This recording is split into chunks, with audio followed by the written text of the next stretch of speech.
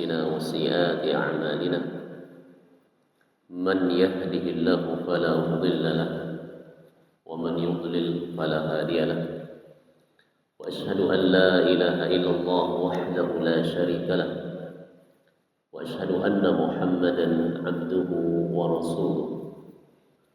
قال الله سبحانه وتعالى: يا أيها الذين آمنوا اتقوا الله حق تقاته ولا تموتن إلا وأنتم مسلمون. اللهم صل وسلم على نبينا محمد وعلى آله وأصحابه ومن تبعهم بإحسان إلى يوم الدين. الحمد لله الذي بنعمته تتم الصالحات. Segala puji bagi Allah yang dengan nikmatnya semua kebaikan itu menjadi sempurna, dan dengan rahmat Allah Subhanahu wa taala semua hajat niat dapat terlaksana. Alhamdulillah, kita bersyukur kepada Allah Subhanahu wa taala yang mana pagi ini kita telah melaksanakan kewajiban kita sholat subuh berjamaah. Semoga Allah Subhanahu wa taala menjadikan kita istiqamah dalam beribadah, dan semoga Allah Subhanahu wa taala menjadikan kita sebagai hamba-hambanya yang bertakwa, yang mana kata Nabi sallallahu alaihi wasallam, "Man shalla subha bil jamaah."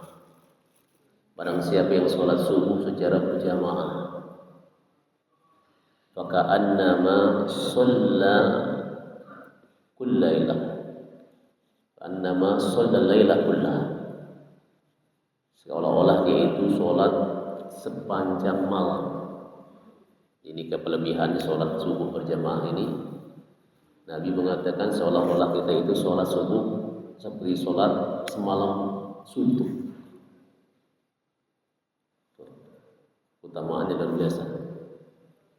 Bahkan kata Nabi sallallahu alaihi wasallam mengatakan bahwasanya Allah menjamin kehidupan seorang tersebut diberikan kecukupan di dalam kehidupannya, dan kalau dia meninggal dunia akan dijamin masuk surga oleh Allah Subhanahu wa taala.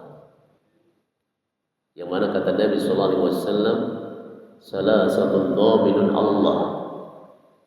Ada tiga mendapatkan jaminan dari Allah Subhanahu wa taala. In 'asha kufiya. Kalau dia tetap hidup akan diberikan kecukupan. Wa in mata dakhala al-jannah. Kalau dia meninggal dunia dijanjikan akan masuk surga. Tiga perkara. Ya. Salah satu doa minum Allah Subhanahu wa taala. Ada tiga mendapatkan jaminan dari Allah. Kalau dia masih hidup di dunia akan diberikan kecukupan. Kalau dia meninggal dunia dijanjikan masuk surga oleh Allah. Mana yang tiga itu? Yang pertama, man dakhala baitahu bisalam. Seseorang yang masuk ke rumahnya dengan salam. Seorang yang masuk ke rumahnya dengan salam. Simpel begini.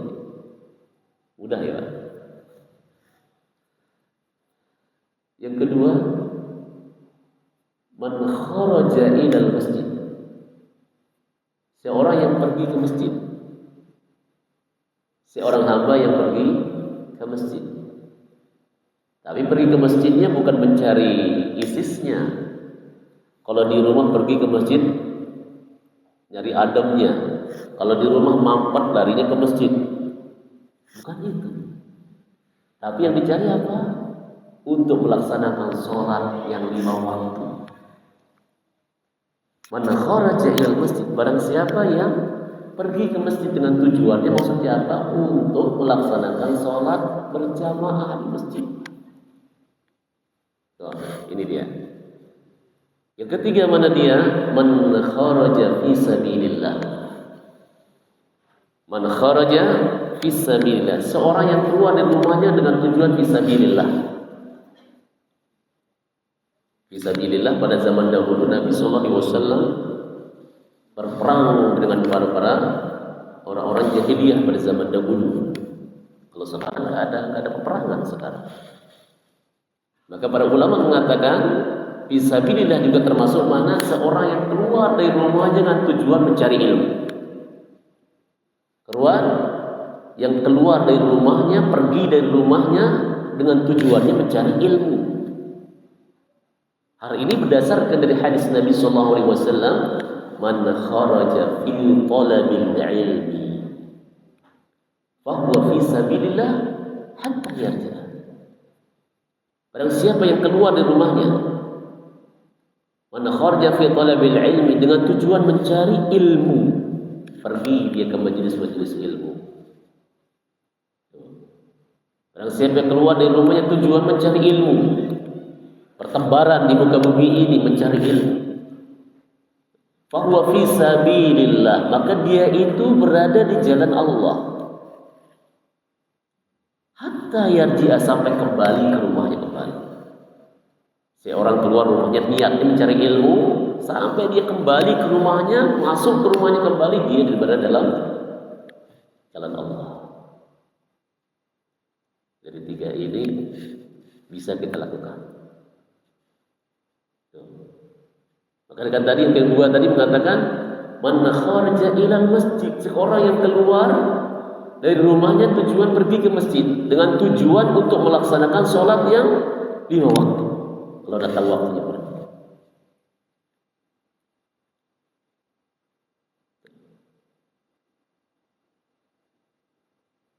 Maka Nabi sallallahu alaihi wasallam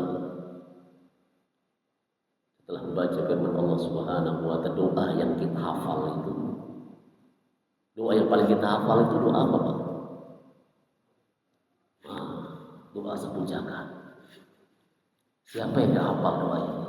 Ibu-ibu hafal, insya Allah. Tapi kadang kita baca tapi gak paham, gak ngerti. Yang mana kita doa, Rabbana atina fid dunya hasanah wa fil akhirati hasanah wa qina adzabannar. Semua kebaikan ada di dalam doa. Semua kebaikan dunia ada di sini. Maka kita mengucapkan Rabbana atina fid dunya hasanatan. Kalau secara harokatnya itu hasanatan. Kalau kita nyebutnya simple, hasanah. Hasanah itu artinya apa? Kebaikan. Rabbana atina, ya Allah ya Tuhan kami, berikanlah kami di dunia ini, fid dunya hasanah, kebaikan. Kalau orang yang belajar bahasa Arab itu bentuk tunggalnya itu hasanah, satu kebaikan. Tapi di situ ada istilah jelas dan tidak. Bentuk jelasnya itu kalau ditambahkan alif lam, al hasanata, satu kebaikan. Tapi di sini nggak ada alnya. Hasanatan berarti umum, bisa maknanya banyak. Maka bunyinya apa? Ya Allah berikanlah kami kebaikan-kebaikan di dunia ini. Itu doa kita. Wa fil akhirati hasanah, dan kebaikan-kebaikan di akhirat kelak. Wa qina adzabannar, ya Allah lindungilah kami dari ancaman api neraka. Ulama mengatakan kebaikan di dunia yang paling baik di antara kebaikan-kebaikan yang lain itu apakah itu? Selama ini kalau ingin tagikan kebaikan dunianya apa kalau ayat kita? Rabbana atina fid dunya hasanah, ya Allah berikanlah kami dalam kehidupan ini kebaikan. Kalau kita artikan kebaikan itu apa? Mesti harta. Itu yang kita minta. Kalau kita secara zahirnya kita minta itu, ya itu juga ya termasuk kebaikan. Namun ulama mengatakan kebaikan a'zamul hasanat, kebaikan yang paling besar, kebaikan yang paling utama di antara kebaikan-kebaikan yang kita minta itu adalah buah dari doa kita, Rabbana atina fid dunya hasanah Ya Allah, berikanlah kami kebaikan-kebaikan di dunia ini. Bahkan di antara banyak, sekian banyak kebaikan yang itu, yang paling besar, yang paling utama adalah apa itu? Ada dua hal. Yang pertama, nikmatnya kita dalam beribadah kepada Allah. Kalau ini tidak semuanya diberikan. Yang pertama, kebaikan di atas semua kebaikan yang besar itu, yaitu nikmatnya yang kita rasakan, nikmat dalam beribadah. Ini dia yang pertama. Yang kedua, mana dia? Kemudahan bagi kita untuk mencari ilmu. Bukan harta yang terbaik ternyata, bukan itu yang terbaik, tapi nikmatnya seorang yang taala dia beribadah. Karena ini tidak semua kan diberikan. Hanya orang-orang spesial saja dari hamba-hamba Allah. Kalau menurut harta, masih banyak yang diberikan lebih hartanya dari kita. Kekuasaan banyak lebih dari kita. Namun nikmat ibadah ini tidak semuanya diberikan. Maka ini buah daripada doa kita mengatakan Rabbana atina fid dunya hasanah. Ya Allah, berikanlah kami kebaikan-kebaikan di dunia ini. Kebaikan yang paling utama yaitu kita bisa nikmat beribadah. Ini dia kebaikan yang paling utama. Ini buah dari doa kita. Dan juga diberi kita kemudahan untuk mencari ilmu. Dan setiap semua kita diberikan kemudahan mencari ilmu. Apalagi pada subuh ini, menahan kantuk. Ya. Ini luar biasa. Makanya tidak salah. Nabi Sallallahu Alaihi Wasallam mengatakan memberikan jaminan berupa apa itu? Seperti dia sholat semalam suntuk bagi mereka yang melaksanakan sholat subuh berjamaah. Maka ini buah dari doa kita. Bukan harta yang lebih utama, tapi mana dia? Ilmu.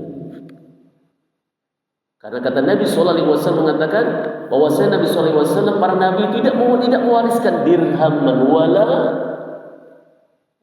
real kah, dirham kah, apa itu mata-mata uang yang paling gede-gede itu, ya, tidak mewariskan harta intinya. Akan tetapi yuwarrithukum al-ilm, para nabi itu mewariskan ilmu. Karena ilmu ini sangat kita butuhkan. Sangat kita butuhkan setiap saat. Sebagaimana dikata Imam Ahmad, al-ilmu asaddu ihtiyajan linnas.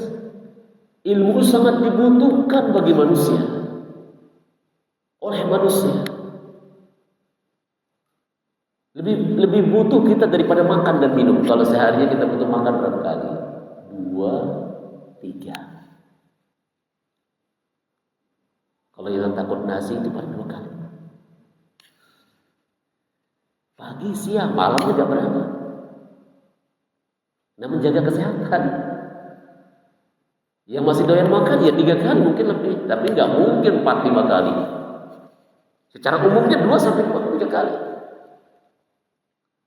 Akan tetapi ilmu, kalau ilmu kita butuhkan berapa? Setiap saat, setiap waktu.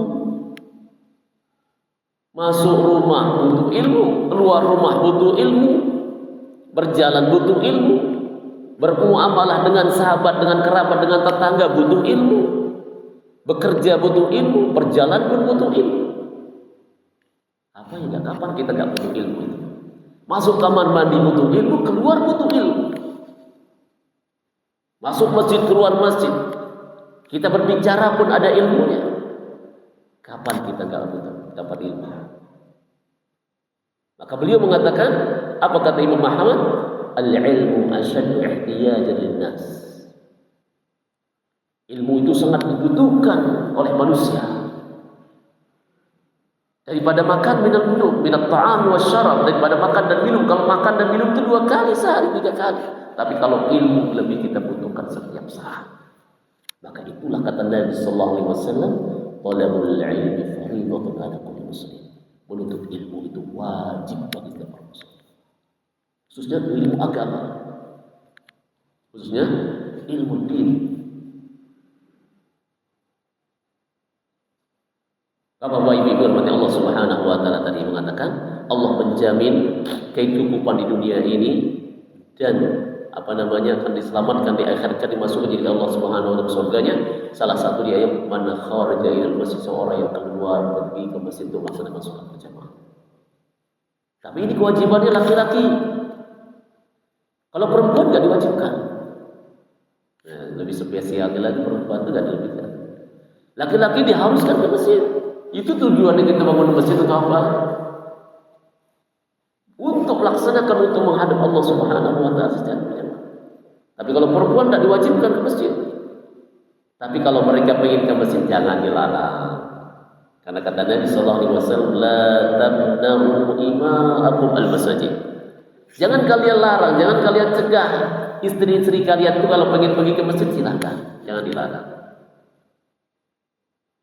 La tamna'u ima'akum al-masajid, kata Nabi sallallahu alaihi wasallam, jangan kalian cegah, jangan kalian larang kalau istri kalian pergi ke masjid.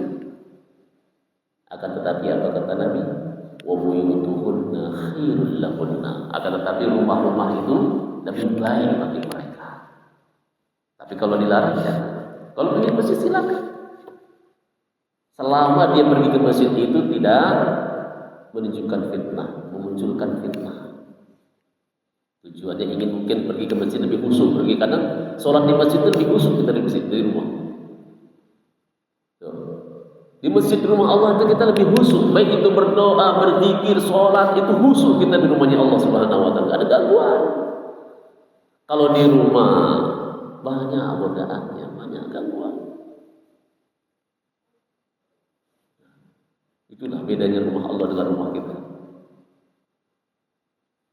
Baik Bapak Ibu hormati Allah Subhanahu wa taala, sebagai mukadimah, intinya ayyuhal ikhwah rahimakumullah, Allah Subhanahu wa taala memberikan kita kemudahan mencari ilmu ini karena rahmatnya. Allah memberikan kita kemudahan untuk bermajelis ilmu ini karena rahmat Allah Subhanahu wa taala. Wajib kita bersyukur. Karena banyak yang tidak diberikan nikmat ini. Mungkin pada saat ini pun masih banyak yang tidur. Sampai detik ini pun masih banyak yang tidur. Meskipun nggak tidur, mungkin dikejar dengan pekerjaan pada subuh, sebelum subuh udah berangkat kerja. Tapi kita ini wajib bersyukur kepada Allah. Diberikan nikmat sehat. Ingat selalu nikmat Allah Subhanahu wa taala. Karena kita diberitakan oleh Allah Subhanahu wa taala, ya ayyuhalladzina amanu dzkuru ni'matallahi 'alaikum, wahai manusia. Ingat selalu nikmat-nikmat Allah yang diberikan kepada kalian. Sebagaimana dikatakan surat Fatir ayat ketiga itu, ya ayyuhan nas dzkuru ni'matallahi 'alaikum, wahai manusia, ingat selalu nikmat-nikmat Allah Subhanahu wa taala diberikan kepada kalian. Hal min khaliqin ghairullah yarzuqukum minas sama'i wal ardh. Apakah ada pencipta selain Allah yang telah berikan kalian rezeki baik dari langit dan bumi? La ilaha illahu fa'anna tufakun. Tidak ada ilah yang berhak selain dia, yaitu Allah Subhanahu wa taala. Fa'anna tufakun, kenapa kalian berpaling darinya? Kenapa kalian banyak kufur akan nikmat Allah? Kita sedikit di antara kita ini yang bersyukur. Sangat sedikit di antara kita ini bersyukur. Bahkan Allah mengatakan kebanyakan kita ini kufur nikmat. Sebagaimana kata Allah Subhanahu wa taala, "Innallaha ladzu fadlin 'alan nas, walakinna aktsaran nasi la yashkurun." Sungguhnya Allah Subhanahu wa taala memiliki banyak karunia yang diberikan kepada manusia. Akan tetapi katanya Allah, aktsaran nasi la yashkurun, kebanyakan kita ini tak bersyukur. Ingat nikmat ini. Kebanyakan kita ini dilalaikan oleh kehidupan dunia ini. Kebanyakan kita ini dilalaikan dengan perhiasan dunia begitu wah. Sehingga lalai akan tugas kita. Lalai kita akan kewajiban kita kepada Allah. Lalai akan tugas kita akan kewajiban kita kepada Allah. Seolah-olah kita ini diperdaya di dunia ini, kehidupan dunia, seolah-olah kita akan hidup selamanya, padahal tidak. Seolah-olah kita ini tidak akan mati, padahal kematian itu datang secara tiba-tiba.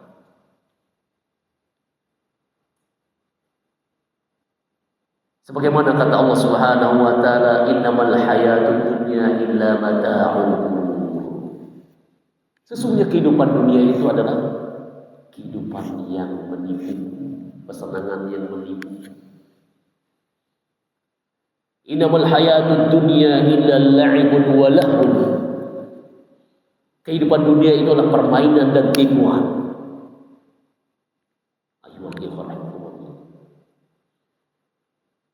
Kehidupan dunia ini perhiasan yang menipu manusia. Sehingga Allah SWT mengatakan fala taghurrannakumul hayatud dunya. Fala taghurrannakumul hayatud dunya. Jangan sekali-kali kehidupan dunia ini memperdaya kalian, melalaikan kalian. Ingat kullu nafsin dha'iqatul maut. Ingatlah kita, setiap jiwa itu pasti akan mati. Setiap yang bernyawa itu pasti akan mati. Tidak ada yang kekal di muka bumi ini. Semua kita akan merasakan kematian. Namun tidak tahu kapan kita mati, di bumi mana kita mati. Wa ma tadri nafsum madza taksibu ghadan. Tidak ada seorang pun yang tahu di bumi mana dia akan diwafatkan, bagaimana diwafatkan, apa yang akan dilakukan esok hari, tidak ada yang tahu. Wa ma tadri nafsum madza taksibu ghadan. Meskipun kita besok rencana begini. Tidak ada yang pasti. Tidak ada yang tahu yang pasti. Apakah benar besok itu? Jangan-jangan nanti malam itu sudah dipakai. Wa ma tadri nafsum bi ayyi ardin tamut. Dan tidak seorang pun yang tahu di bumi mana diwafatkan dan bagaimana diwafatkan. Tidak ada yang tahu. Apakah diwafatkan dalam keadaan masa muda, sehat walafiat, diwafatkan di Surabaya, diwafatkan di luar Surabaya, enggak ada yang tahu. Hanya Allah Subhanahu wa taala yang tahu. Makanya kita disiapkan untuk menyiapkan bekal kita. Bekal, ayyuhal ikhwah rahimakumullah. Salah satu bekalnya dia kita bermajelis ilmu ini. Karena kita meninggal dunia, enggak ada yang tahu siapa yang di mana kita meninggal dunia, enggak ada yang tahu. Apa yang kita rasakan di dunia ini, yang kita pakai di dunia ini, kalau sudah meninggal dunia lepas sudah. Sebagaimana hadis populer yang kita dengar selalu, baca, dengar selalu, kita hafal mungkin. Nabi mengatakan, "Idza mata ibnu Adam inqata'a 'amalu illa min thalath." Kalau manusia itu meninggal dunia, terputus semua amalnya, semua kegiatannya, semua aktivitasnya. Pakaian kita pakai sekarang ini lepas seketika, akan diganti dengan secari kain putih. Kendaraan yang kita pakai nggak akan bersama kita. Rumah yang kita pakai sehari-hari nggak mungkin ikut bersama kita. Pasangan yang paling kita cintai, anak yang paling kita cintai, nggak mungkin bersama kita. Bagaimanapun cintanya seorang istri kepada suaminya, kalau suami meninggal dunia, mungkin nggak dia tinggal sama kita di kuburan. Sebaliknya dengan demikian, bagaimanapun cintanya seorang suami terhadap istrinya, kalau istri meninggal dunia, nggak mungkin di situ. Paling cepat cari ganti. Ya, itulah. Artinya apa? Tidak ada yang bersama kita kecuali 3 perkara. Wa ma tadri nafsu bi aydin tamut. Tidak ada seorang pun di bumi mana yang akan diwafatkan oleh Allah Subhanahu wa taala, sebagaimana Nabi mengatakan tadi, kalau sudah meninggal dunia lepas semuanya kecuali 3 tadi. In qata 'amalu illa min thalath, kata Nabi, terputus semua amal kecuali 3.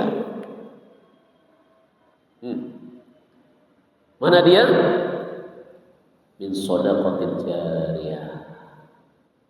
Sedekah jariah kita ini waktu.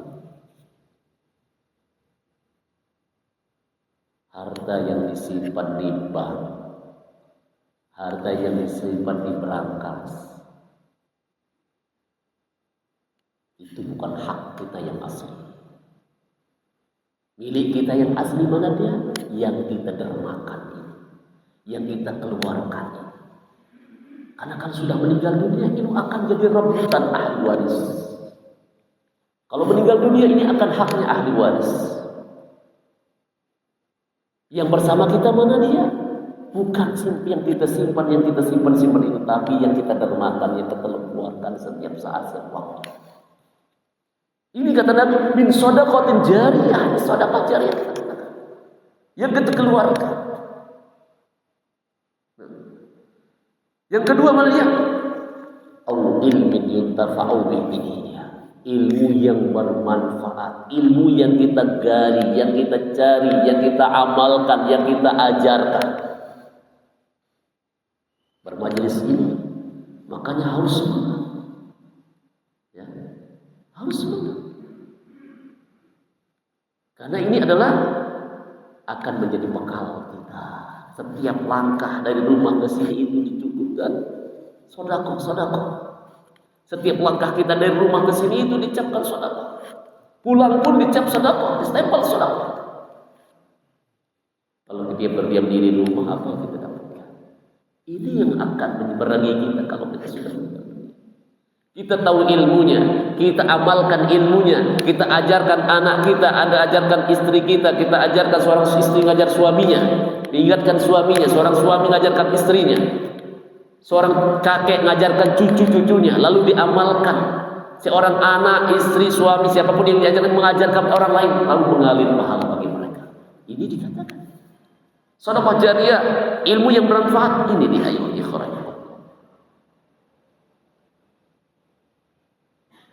Lalu yang ketiga mana dia? Awal soleh adalah anak yang soleh yang mendoakan orang tuanya. Kalau kita nggak mulai dari diri kita, lalu yang dilihat anak-anak kita siapa? Kita ini suri toladan bagi anak-anak kita. Kita ini qudwah, suri toladan untuk anak-anak kita. Yang mana tatkala seorang bapak, seorang ibu dilihat ngaji rajin, anak-anak terubah hati ikut biasanya. Pergi ke masjid ikut seorang anak. Tapi kalau seorang orang tua malas pergi ke masjid, anak ikut malas. Kadang orang tua nyuruh anaknya, "Anak pergi ke masjid sana." Anaknya bilang apa? "Lu bapak pergi ke masjid." Bapak nyuruh saya ke masjid, tapi bapak di rumah. Akan secara fitrahnya akan menjawab demikian.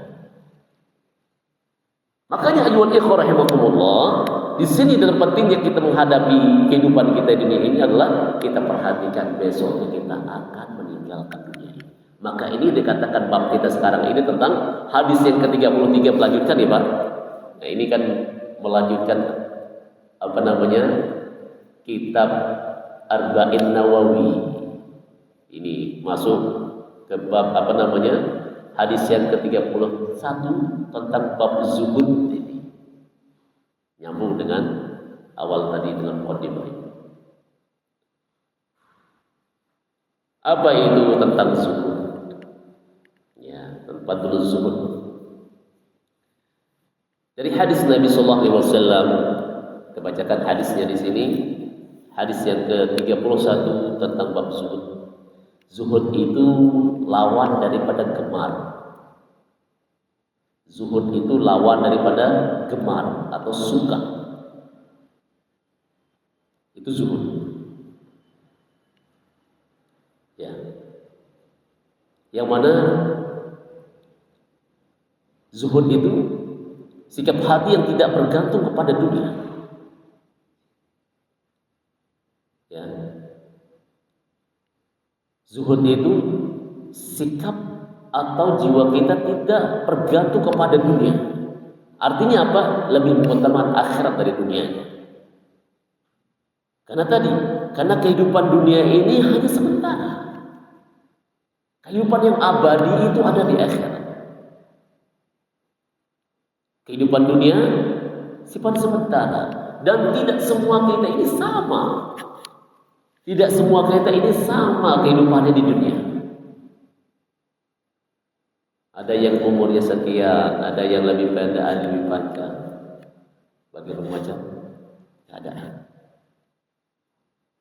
Kehidupan akhirat khairun wa abqa. Wal akhiratu khairun wa abqa. Kehidupan akhirat itu lebih baik dan lebih kekal. Maka kehidupan yang hakiki itu ada di akhirat, bukan di dunia.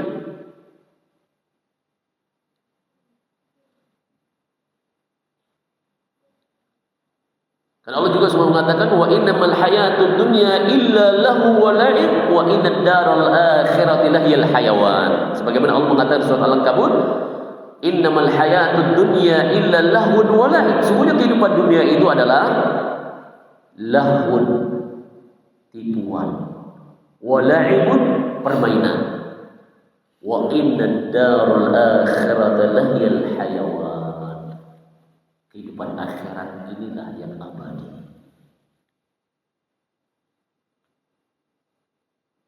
Nah, maka dikatakan di hadis Nabi Sallallahu Alaihi Wasallam, apa yang dikatakan zuhud itu? Kadang mengartikan zuhud itu kan salah kaprah kadang kita itu, salah mengartikan zuhud itu. Ya. Dari Abi Abbas, an Abi Abbas Sahal bin Sa'd As-Sa'idi radhiyallahu anhu qala. Dari Abi Abbas Sahal bin Sa'd As-Sa'idi, dia berkata, menceritakan tentang seorang laki-laki datang kepada Nabi sallallahu alaihi wasallam. Ja'a rajulun ila Nabi sallallahu alaihi wasallam. Karena suatu ketika datang seorang laki-laki kepada Nabi sallallahu alaihi wasallam. Faqala, lalu dia berkata, "Ya Rasulullah, dullani ala amalin idza amiltuhu ahabbani Allah." Wahai Rasulullah, ya Rasulullah, dullani ala amalin. Wahai Rasulullah, tunjukkanlah aku suatu amalan. Tolong wahai Rasulullah, tunjukkan aku suatu amalan. Idza amiltuhu, apabila aku lakukan amalan tersebut yang kau beritahu aku ini, ahabbani Allah, menyebabkan Allah Subhanahu wa taala cinta kepadaku. Tunjukkan aku ya wahai Rasulullah suatu amalan, jika aku lakukan amalan yang kau beritahu aku ini, menyebabkan Allah cinta kepadaku.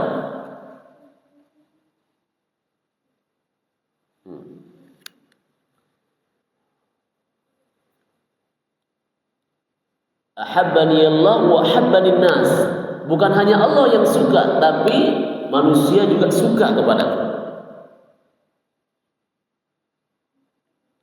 Berikan aku suatu amalan yang mana amalan tersebut tatkala aku amalkan, tatkala aku lakukan, menyebabkan datangnya cinta Allah dan juga manusia akan mencintaiku. Faqala, Nabi sallallahu alaihi wasallam mengatakan, izhad fid dunya yuhibbakallah. Izhad fid dunya yuhibbakallah. Berzuhudlah kamu di dunia, niscaya Allah akan mencintai. Zuhudlah kamu di dunia, niscaya Allah mencintaimu. Wazhad fima indan nas yuhibbakan nas. Izhad fima indan nas, berzuhudlah kamu pada apa di sisi manusia, niscaya manusia akan menyukaimu. Berzuhudlah kamu di dunia ini, niscaya Allah mencintaimu. Berzuhudlah kamu atas apa yang dimiliki oleh manusia, niscaya manusia akan berzuhud kepada. Manusia akan mencintai. Ini amalannya. Lalu di hadis Nabi sallallahu alaihi wasallam ini, kita ngambil yang pertama adalah seorang datang kepada Nabi sallallahu alaihi wasallam, ngambil faedah yang pertama. Yang pertama adalah pentingnya bagi seorang muslim untuk minta nasihat. Yang mana seorang datang kepada Nabi sallallahu alaihi wasallam untuk mencari ilmu, minta nasihat, minta ilmu. Makanya penting bagi kita ayo ikhwah rahimakumullah, tatkala kita enggak tahu, carilah ilmunya. Tapi harus tahu tempat kita nyari itu pada ahlinya. Was'alu ahlal dzikri in kuntum la ta'lamun. Kalau enggak tahu tentang hukumnya, tentang ininya, cari. Tanya ahli.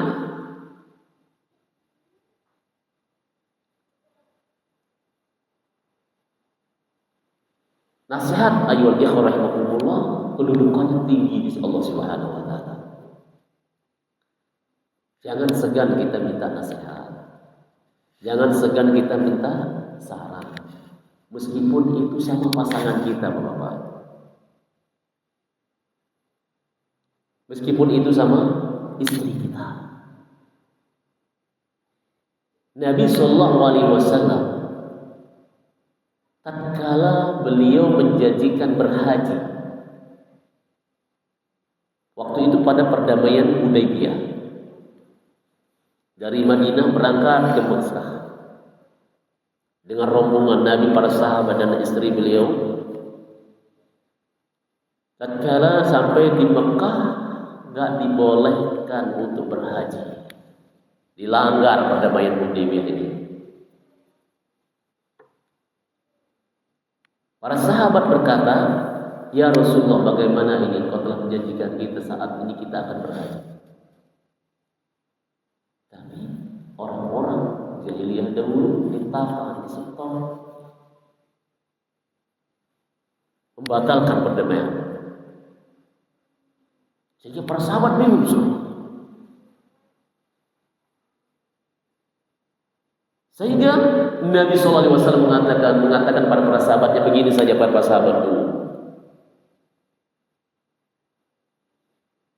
Kalian sembelih hewan kurban kalian dan cukur rambut kalian.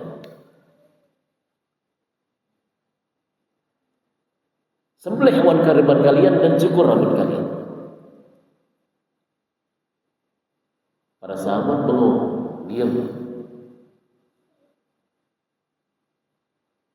Maka Rasulullah SAW mengatakan kepada yang tadi itu, karena sudah mereka sudah, bagaimana lagi kita ini sudah disempat bagi mereka. Maka Nabi nyuruh sahabatnya, cukur rambut kalian dan cukur rambut, potong hewan kurban kalian, potong hewan kalian dan cukur rambut kalian. Nggak bergeming sedikit pun para sahabat. Nabi SAW khawatir kalau mereka nggak mengikuti petunjuknya Nabi, mereka ini akan khawatirnya akan dihukum oleh Allah Subhanahu wa taala. Ini khawatirkan. Maka Nabi SAW datang menemui istrinya. Bayangkan ini Nabi. Beliau menghampiri istri beliau, yaitu Ummu Salamah. Bagaimana ini wahai istri? Ini perhatikan. Nabi SAW, bahkan beliau Nabi, seorang Nabi, datang menghampiri istri beliau. Minta saran. Minta nasihat. Padahal Nabi SAW memuliakan istrinya.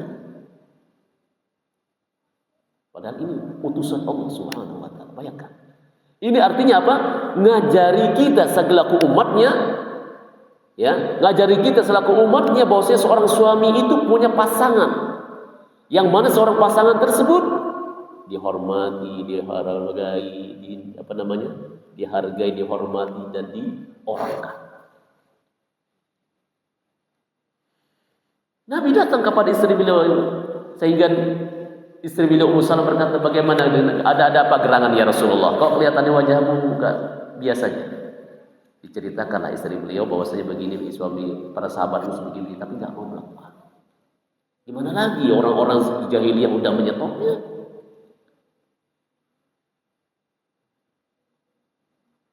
Tidak membolehkan kita menggagalkan perdamaian Hudaybiyah ini. Begini saja ya Rasulullah. Kalau demikian begininya ya Rasulullah, kau lakukan sendiri ya Rasulullah, potong hewan kurban dan cukur rambut. Nah, ini saran yang dijalankan. Jangan kau ngomong-ngomong kepada mereka, kau lakukan sendiri dulu, sembelih dan cukur rambutmu sudah. Itu saja ya Rasulullah. Saran istrinya beliau ini yang dijalankan. Saran beliau ini yang dijalankan. Sehingga beliau melakukan sendiri, setelah itu para sahabat langsung melakukan. Artinya apa ayuhal ikhwah? Para sahabat itu bukan berarti ingkar kepada Nabi sallallahu alaihi wasallam.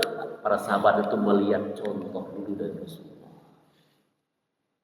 Bayangkan, kita ambil pelajaran di sini bahwasanya Nabi sendiri minta saran, minta nasihat pada siapa? Istri beliau. Tidak mampukah kita mengangkat demikian? Justru kita mencari nasihat, saran itu pada yang orang yang terdekat dengan kita. Siapa yang terdekat? Ya istri kita.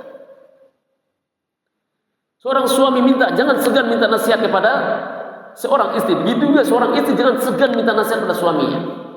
Karena baik buruk besar kecilnya suatu gelimat mata sekecil apapun permasalahan kita tidak ada rahasia di antara dua keluarga. Itulah dikatakan seorang istri itu dikatakan Nabi SAW sebagai perhiasan yang terbaik bagi dalam keluarga. Yang mana jika seorang istri memberikan nasihat pada suaminya, bersyukurlah. Seorang istri mengajak suaminya untuk mencari ilmu, bersyukurlah. Seorang istri mengajak suaminya untuk melaksanakan ibadah, bersyukurlah. Kenapa? Karena istri itu adalah salah satu perhiasan yang terbaik di antara perhiasan yang banyak di dunia ini. Sebagai Nabi mengatakan, ad-dunya mata' wa khairul mata'id dunya al-mar'atu shalihah. Dunia ini perhiasan. Namun sebaik-baik perhiasan dunia kata Nabi SAW, istri yang salihah. Maka tatkala seorang istri ngasih kita nasihat, bersyukur. Seorang istri ngajak kita mencari ilmu, bersyukur. Seorang istri bangunkan kita untuk sholat, bersyukur. Bila perlu dikasih hadiah. Nah itu dia. Ini yang mana seorang hamba tatkala dia butuh sesuatu yang enggak dipahami, cari saran pada istri dulu yang terdekat dulu. Biasanya seorang istri nggak tahu nanti ngajak suaminya, yuk kita cari saran begini, kita cari ilmu ini.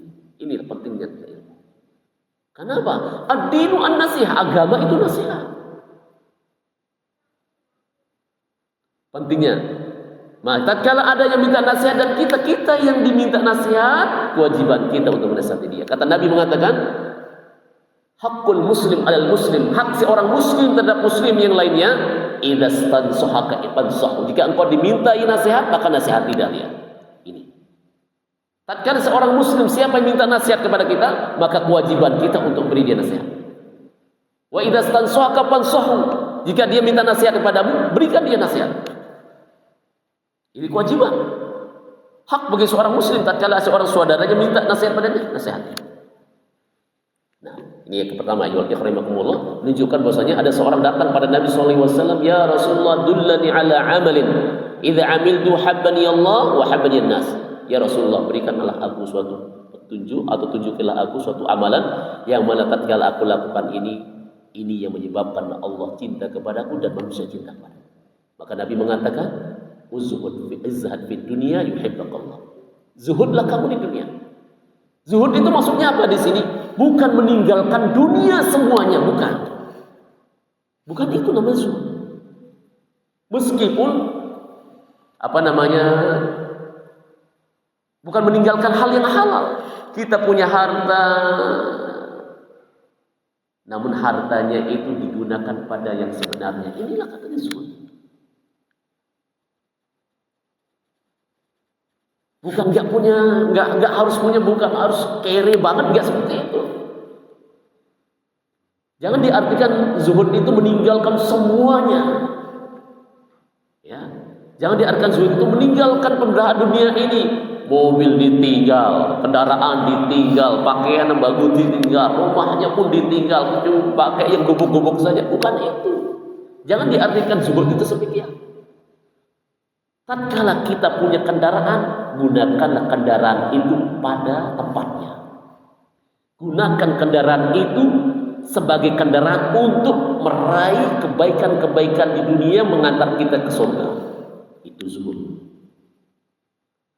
Gunakan kendaraan kita itu untuk mencari ilmu. Gunakan kendaraan kita itu untuk melakukan amal-amal akhirat. Tidak digunakan untuk berfoya-foya, nggak tahu jalan ini, nggak tahu kerjaan apa ini. Enggak.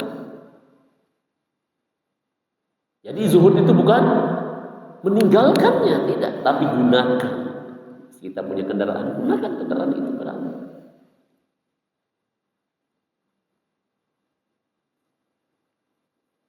Kita punya kendaraan, tidak menyombongkan diri. Tidak punya kendaraan, tidak menyombongkan diri. Ya, aku punya kendaraan, kayaknya kamu nggak punya apa-apa, itu sombong kan? Meremehkan orang. Tapi seorang punya kendaraan itu hanya kebutuhannya.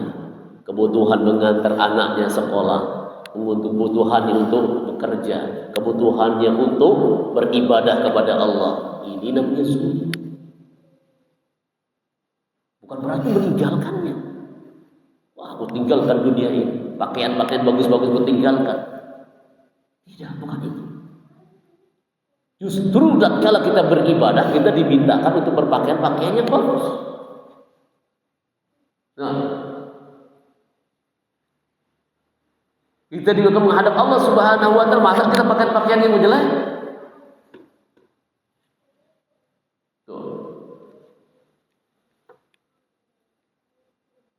Ayyuhal ikhwah rahimakumullah.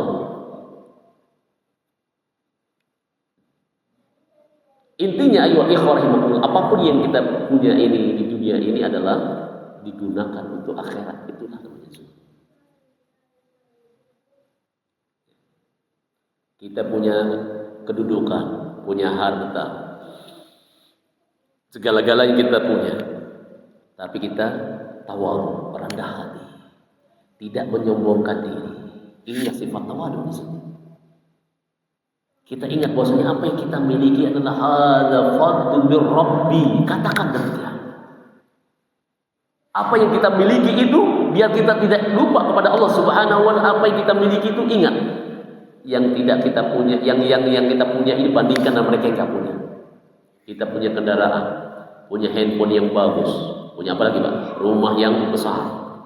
Nikmat sebuah kebaikan yang kita punya, katakanlah pada diri kita, hadza min fadli rabbi. Ini adalah karunia Rabbku, yang mana Allah memberikan aku ini. Makanya aku gak layak aku untuk melupakan Allah, karena Allah memberikan aku.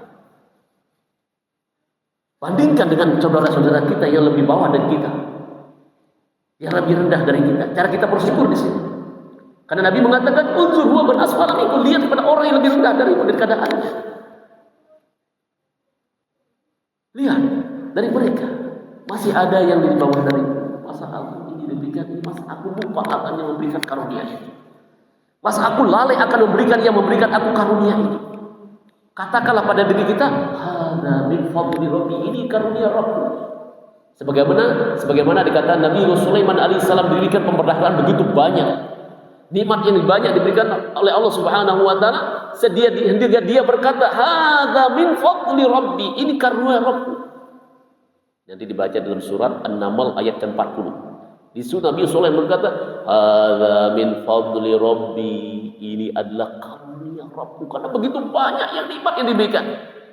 Salah satu nikmat yang tidak diberikan kepada selainnya, yaitu mampunya, pahamnya beliau akan bahasanya binatang. Tatkala raja semut berkata-kata kepada pasukannya, awas, ada Sulaiman datang. Makanya semut berkata, Nabi Sulaiman tersenyum tatkala mendengarkan semut berkata pada kelompoknya. Pahamnya beliau. Di antara kita siapa yang paham bahasa binatang? Cuma kita senangnya dengar kicauan burung yang kita ini kan. Berani beli mahal berjuta-juta karena indahnya suaranya berkicau. Paham nggak kita tapi? Tidak ada yang paham. Nah, sehingga Nabi Sulaiman berkata, hadza min fadli rabbi, ini karunia Rabbku. Tujuan untuk apa? Dia meluani. Tujuannya Allah mengujiku ini. Apa yang kita miliki? Adalah ujian dari Allah Subhanahu wa Ta'ala. Dia meluani, mengujiku. Ashkuru am akfur, apakah aku ini termasuk bersyukur kepada Allah, atau sebaliknya kufur atas karunia yang diberikan kepadaku. Maka hidup ini ujian. Senangnya ujian, susahnya ujian. Senangnya itu ujian berupa apa itu? Kita bersyukur atau tidak. Susah ujian berupa apa itu ujiannya? Bersabar atau tidak. Susah kita bersabar atau tidak. Senang kita, sehat kita, gembira kita, ini kita bersyukur atau tidak. Nah, intinya ayyuhal ikhwah rahimakumullah, dikembalikan tadi, az-zuhud fid dunya. Yuhibbakallah wazhad fima indan nas yuhibbakan nas. Kalau kita meskipun kita sudah punya barang, kendaraan dan sebagainya, kita tawadu, tidak meremehkan orang lain, menghargai orang lain, Allah cinta dan manusia pun cinta kepada kita. Nah, ini dia intinya ya. Ini namanya zuhud. Karena Nabi mengatakan, man tawaddu'a lillah rafa'allah. Intinya dalam kehidupan kita ini sifat zuhud itu sifat tawadhu yang harus pada diri kita. Meskipun kita punya segala-galanya, jangan bersombong, jangan meremehkan orang lain. Niscaya Allah akan suka kepada kita dan manusia akan ikut cinta kepada kita. Ini dia namanya zuhud. Ayyuhal ikhwan rahimakumullah. Sudah cukup ya? Ini apa namanya? Tentang bab zuhud ya. Artinya apa? Pentingnya kita ini minta selalu permohonan kepada Allah, mohon kepada Allah petunjuk. Makanya selalu kita minta ihdinas siratal mustaqim. Semoga Allah Subhanahu wa taala menjadikan kita sebagai hamba-hambanya yang istiqamah dalam mencari ilmu. Semoga Allah Subhanahu wa taala menjadikan kita sebagai hamba-hambanya yang tawadhu, zuhud di dunia, memberapkan kebaikan di dunia, dan kita dikumpulkan di akhirat surganya Allah Subhanahu wa taala dalam akhirat kelak. Dan semoga Allah Subhanahu wa taala menjadikan kita sebagai hamba-hamba yang bertakwa tatkala kita meninggal dunia ini dalam keadaan husnul khatimah. Amin amin rabbal alamin.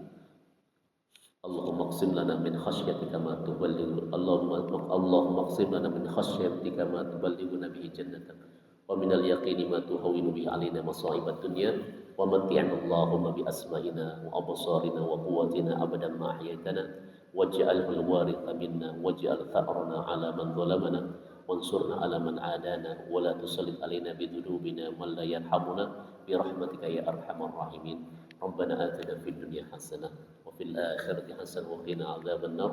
Wa sallallahu 'ala nabiyyina Muhammadin wa 'ala alihi wa sallam. Subhanakallahumma wa bihamdika asyhadu an la ilaha illa anta astaghfiruka wa atubu ilaik. Wa sallallahu 'ala nabiyyina Muhammadin wa 'ala alihi wa sallam. Walhamdulillahirabbil alamin. Assalamualaikum warahmatullahi wabarakatuh.